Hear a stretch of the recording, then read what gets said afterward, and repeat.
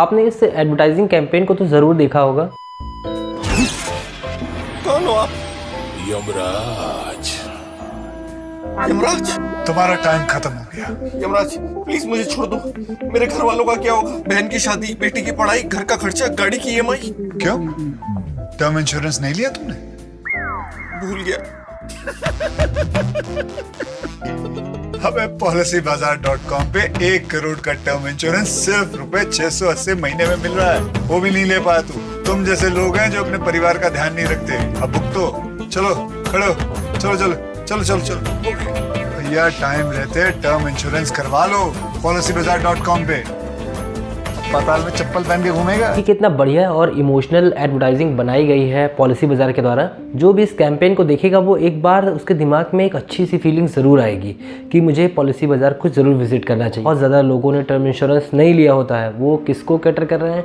वो एक ऐसे फैमिली मेम्बर को टारगेट कर रहे हैं जो कि अपने घर में डिसीजन मेकर हैं। अपने घर में वही एक ऐसा है जिसके हिल जाने से परिवार खतरे में आ सकता है, इस वजह से वो उनको ही टारगेट कर रहे हैं। पॉलिसी बाजार ने इस कैंपेन में क्या किया है? Initiator, influencer, decider, buyer, consumer, पांचों को एक ही कैंपेन में सभी को टारगेट किया है। कंज्यूमर कौन है?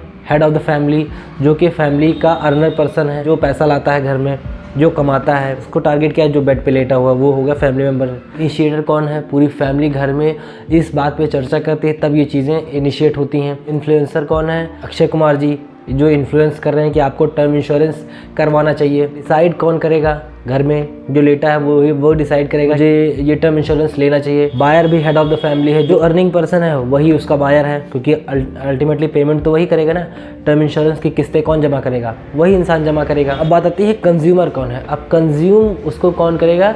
उसकी फैमिली करेगी। उसके ना रहने के बाद भी उसका बेनिफिट किसको मिलेगा? उसकी फैमिली को मिलेगा, जिससे उसकी फैमिली कभी खतरे में ना आए। जब कोई अर्निंग पर्सन घर से जाता है तो सबसे ज़्यादा उसको फाइनेंशियल इशू का सामना करना पड़ता है। क्यों करना पड़ता है? क्योंकि जब एक अर्निंग पर्सन घर से चला गया है तो अब जिम्मेदारी किस पे आती है? अब जिम्मेदारी वाइफ के ऊपर आती है। सारी डिपेंडेंसी अब बच्चों की अब उसके ऊपर आ चुकी है। तो इसी वजह से जब आप टर्म इंश्योरेंस लिए रहेंगे तो जो 50 लाख रुपए, 1 करोड़ रुपए आपको मिलेगा, उससे आपकी जो प्रॉब्लम्स हैं वो कम हो जाएंगी। जो मेंबर आपके घर से गया है उसकी कमी तो नहीं पूरी कर पाएगी, बट उसके बाद में आने वाली जो भी प्रॉब्लम्स हैं उनसे आपको बचने का तरीका ज़रूर मिल जाएगा। अभी दूसरी कैंपेन भी देखिए। सर आप बहुत लकी है कि आपके बेटे ने हेल्थ इंश्योरेंस और बाकी सारी फॉर्मेलिटीज टाइम से पूरी कर दी है। अब आप घर जा सकते हैं। मेरा बेटा? तो फिर आप? पॉलिसी बाजार क्लेम के टाइम पे हमेशा आपकी हेल्प को तैयार। पॉलिसी बाजार, 1 करोड़ का हेल्थ इंश्योरेंस। इस कैंपेन को भी बहुत अच्छी तरीके से डिज़ाइन किया है। मतलब कि जो भी इस कैंपेन को देखेगा वो एक बार उनके बारे में ज़रूर सोचेगा। पॉलिसी ले या ना ले, बट पॉलिसी बाजार को याद रखेगा। ये कैंपेन लोगों के दिमाग में याद रखी जाएगी, क्योंकि बहुत ज़्यादा हार्ट टचिंग जो है ये कैंपेन बनाई गई है। सर आप बहुत लकी हैं कि आपके बेटे ने हेल्थ इंश्योरेंस पॉलिसी परचेज की थी, उसी ने ही आपकी सारी फॉर्मेलिटीज़ टाइम पर पूरी कर दी। अब वो जो बेड पर लेटा हुआ इंसान है वो चौंक के देख रहा है। क्यों देख रहा है? क्योंकि अल्टीमेटली उसका तो कोई बेटा इस वहाँ पे हॉस्पिटल में है ही नहीं। अब वो दिमाग में सोच रहा है मेरा बेटा कौन? अब ध्यान जाता है सबका पॉलिसी बाजार का जो एजेंट है उसकी तरफ। नर्स क्या बता रही है? सर ये आपका बेटा जिन्होंने आपकी सारी फॉर्मेलिटीज़ पूरी की। कौन सा ब्रांड दिमाग में याद आएगा आपको? इतना मतलब इन डेप्थ में कस्टमर के दिल में ये बात बैठ जाएगी। इंसान हॉस्पिटल में बेड पे लेटा हुआ है, कोई फैमिली मेम्बर नहीं है, बट पॉलिसी बाजार का एजेंट आपके पास में है। क्यों है? क्योंकि आपने उससे पॉलिसी ली थी। बेटे से पूछा जाता है कि आप कौन? पॉलिसी बाजार। कौन सा ब्रांड याद रखेगा? इतने इन डेप्थ में घुस के कौन एड कैंपेन कर रहा है? पॉलिसी बाजार। अब दादाजी भी खुश हो गए कि मेरा बेटा तो मेरे साथ नहीं है। पॉलिसी बाजार एक ऐसा है जो कि हमारी फैमिली नहीं आ पाई यहाँ तक हॉस्पिटल में, बट पॉलिसी बाजार हमेशा आपके साथ में खड़ा है। Initiator, influencer, decider, buyer, consumer सभी को अच्छे से ऐड दिल तक छूने वाली है, क्योंकि बनाया ही उस तरीके से गया है। इसी तरीके की कैंपेन हम अपनी कंपनी में करते हैं, जो कि डिस्प्ले पर प्लेस होती है। हमारे यहाँ ऑडियो तो नहीं होती, बट इन्फोग्राफिक्स के ज़रिए हम ब्रांड को हार्ट टचिंग स्टोरीज़ और किसी न किसी इमोशनल ऐसी बात करके उनको कन्विंस करने का प्रयास किया जाता है, क्योंकि इंसान ना ज़्यादा ये सब बातें याद नहीं रखता। फर्जी की बात है, आपका कंटेंट याद नहीं रखेगा। क्या याद रखेगा? जो आपको दिल से कनेक्ट करने वाली बात है, केवल वही इंसान याद रखता है। एक नॉर्मल इंसान आज की डेट में कम से कम 4 से 5 हज़ार एडवर्टीज़मेंट रोज़ देखता है। इन्फॉर्मेशन की तो उसके दिमाग में भरमार है, वो आपको कैसे याद रखेगा? ये पॉलिसी बाज़ार से सीखिए।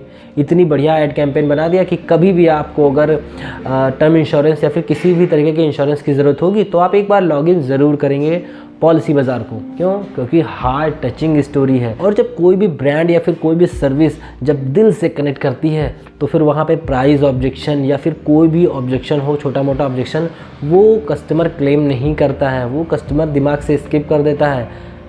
जब आपसे दिल से कनेक्ट है वो, जब वो आपको दिल से चाहेगा तो छोटी मोटी गलतियाँ भी आपकी अवॉइड करेगा और हमेशा आपके साथ बना रहेगा। तो ये बेनिफिट है, आप किसी भी चीज़ को दिल से करने का।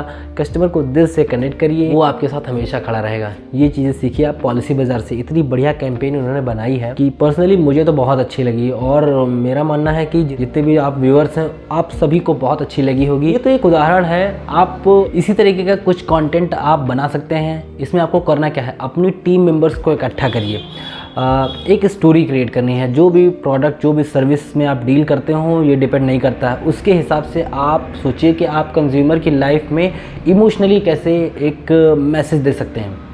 सभी टीम मेंबर्स को इकट्ठा करिए, केबिन में बैठ के आप एज ए ओनर एक स्टोरी क्रिएट करिए कि कैसे मैं इस ब्रांड को रिप्रेजेंट करने के लिए दिल से लोगों के साथ कनेक्ट रह सकता हूँ। अब जब आप ये चीज़ें सोचेंगे तो आपको बहुत अच्छे आइडियाज़ आएंगे। उसी आइडियाज़ को अपने टीम मेंबर्स के साथ में इम्प्लीमेंट करिए। दोपहर में जो गप्पेबाजी करते थे वो हटा करके आप एक छोटी सी एक्टिविटीज़ करवा लीजिए। टीम मेंबर्स को रोल दीजिए, जिस हिसाब से आपने स्टोरी सोची थी उस हिसाब से जिसको जो रोल देना है वो रोल दीजिए और एक छोटा सा बढ़िया गेट टुगेदर करके इसमें एक एक्टिविटी कर लीजिए अपने ब्रांड को रिप्रेजेंट करते हुए, और उसकी वीडियो रिकॉर्डिंग करवा लीजिए, फिर उसको एडिट कर लीजिए। इसमें पैसा आपका कहाँ लगेगा, आप बताइए मुझे? कहीं भी आपका कुछ भी पैसा नहीं लगेगा। एक इमोशनल इम्पैक्ट क्रिएट करेगा आपके कस्टमर की लाइफ में, वो देखेंगे और आपसे दिल से कनेक्ट रहेंगे।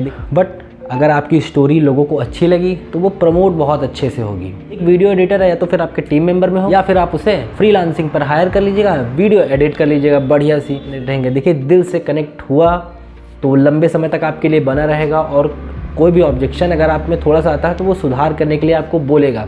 जैसे मान लीजिए कि किसी भी प्रोडक्ट या सर्विस में आपके कस्टमर को कुछ प्रॉब्लम है तो वो एक बार ऑब्जेक्शन ज़रूर करेगा। ऑब्जेक्शन का मतलब है, ऑब्जेक्शन कर रहा तो अच्छी बात है, इसका मतलब है कि वो आपको इम्प्रूव करना चाहता है। वो चाहता है कि आप थोड़ा सा इम्प्रूव हो जाइए, हम आपके साथ बने रहने के लिए तैयार हैं। बट कभी कभी हम कंप्लेंट्स को इग्नोर करते हैं। एज अ ओनर हम कंप्लेंट्स को जब इग्नोर करना शुरू करते हैं तब हमारे साथ ज़्यादा प्रॉब्लम खड़ी होती है। तो ऐसा ना करके एक अच्छी कैंपेन बनाइए और अपने कस्टमर की लाइफ में वैल्यू क्रिएट करिए।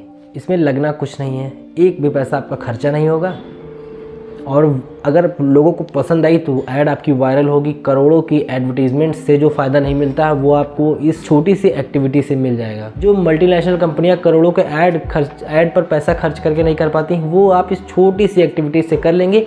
आपको इसमें दिमाग खर्चा करना है तो लगाइए दिमाग और करिए छोटी सी एक्टिविटी अपने टीम मेंबर्स के साथ में। यहाँ तक इस वीडियो को देखने के लिए आपका बहुत बहुत धन्यवाद। किसी और टॉपिक पर वीडियो चाहिए तो नीचे कॉमेंट बॉक्स में मुझे ज़रूर बताइए।